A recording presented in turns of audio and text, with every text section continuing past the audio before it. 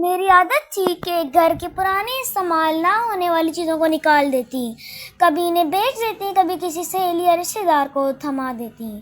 جو چیزیں کسی بھی قابل نہیں ہوتی انہیں کوڑے میں پھینک دیتی۔ کل میں نے اپنی بیٹی کا ٹفن جو دائیں طرف سے ٹوٹ گیا تھا اپنے کام کرنے والی سے کوڑے میں پھینکنے کا کہا۔ کام والی نے ٹفن اٹھایا اور کوڑے دان کی طرف چل پڑی۔ اگلے دن میں بیٹی کے لیے نیا ٹفن لے آئی اور اسے تازہ اور مزیدار کھانا بنا کے دینے لگی۔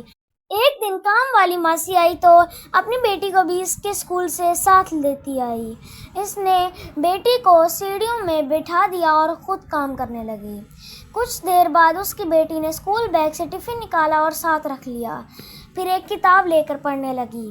میں نے دیکھا یہ تو وہی ٹفن تھا جو ٹوٹ جانے کی وجہ سے میں نے کوڑے میں پھینکوایا تھا۔ میں نے اس کی بیٹی کو اپنے پاس بلوایا اور کہا، یہ ٹفن تم اسکول لے کر جاتی ہو مگر یہ تو ٹوٹا ہوا ہے۔ اس نے کہا، جی باجی، اماں اس میں کچھ روٹی کے ٹکڑے رکھ دیتی ہیں جو گرتے نہیں، سالن میں وہیں سہیلی سے مانگ لیتی ہوں۔ میں نے کہا، آج بھی روٹی کے ٹکڑے تھے؟ نہیں جی، آج کچھ بھی نہیں تھا، مگر ٹفن تو تم نے بیگ میں رکھا ہوا تھا۔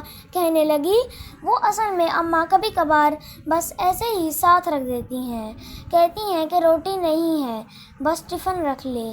سہیلیاں کیا کہیں گی کہ آج ٹفن نہیں لائی۔ پیارے دوستو، آج کے لیے اتنا ہی، ملتے ہیں آپ سے ایک نیکسٹ ویڈیو میں، تب تک کے لیے اللہ حافظ۔